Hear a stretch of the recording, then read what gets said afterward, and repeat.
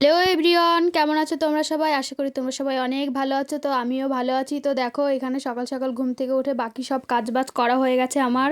জামা কাপড়গুলো ভেজানো ছিল, ভাবলাম যে ধুয়েই দিই, তাড়াতাড়ি হয়ে যাবে সব কাজগুলো। তো অল্প কটাই জামা কাপড় ছিল, বেশি ছিল না, আজকে এই কটাই ছিল। জামা কাপড় ধোয়ার পর আমি একদম সরাসরি স্নান করে চলে আসলাম, কারণ মেয়েটা তো ঘুমোচ্ছিল, কাজ টাজ তো তাড়াতাড়ি করতে হবে। তো দেখো, এবার যাব ফুল তুলতে।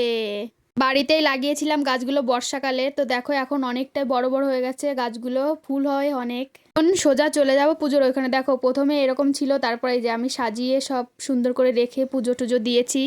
আমার গোপু সোনাকেও দেখে নাও তোমরা। ওই দেখো আমার গোপু সোনা।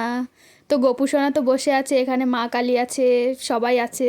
রান্না হবে ফুলকপি দিয়ে কাতলা মাছ। তো দেখো, মাছগুলো আমি এখন খুব সুন্দর করে ভাজবো। এখানে দেখো কড়াইটা দিয়ে দিয়েছি, এখন এই যে রান্না হবে সেগুলো দেখাচ্ছিলাম। তো তেলটা ভালো সুন্দর গরম হয়ে গেছে, এখানে মাছগুলো ভালো করে ভেজে নেব। তো সেই মাছের তেলের ভিতরে ফুলকপি আলুগুলো ভেজে নিলাম। তো ভালো করে ভাজা ভাজা হবে, তারপরে জল টল দিয়ে আমি তরকারি কালারটা কত সুন্দর এসেছে। পরে আর ভিডিও করতে পারিনি, সোজা খাওয়া দাওয়া চলে আসলাম। খাওয়া দাওয়ার পরে না একটু রেস্ট করে তারপরেও আর ভিডিও করতে পারিনি, একদম সন্ধ্যাবেলার থেকে দেখাচ্ছি। দেখো, এই যে বিছানাটা তুলে নিলাম কত সুন্দর করে। দেখো, আমার কোনো কষ্টই হলো না, এক চুটকি মেরে আমি বিছানাটা গুছিয়ে নিলাম। তো এখানে আমার মেয়ে একা একা খুব সুন্দর খেলা করছিল। তো মেয়ের জন্য এখানে ম্যাগি করছিলাম। তো ও বলছিল হয়েছে, দাও দাও খাবো, খিদে পেয়েছে। তো আমি বলছি হ্যাঁ মাম্মাম দেবো এখন। রাতে আর আমরা তেমন কিছু খাইনি, তো ভিডিও করিনি। তো আমি আর আমার মেয়ে এখানে শুতে চলে এসেছি, বিছনা টিছনা করে নিয়েছি, আমরা মশারি টানিয়েই শুই এখানে, খুব মশা।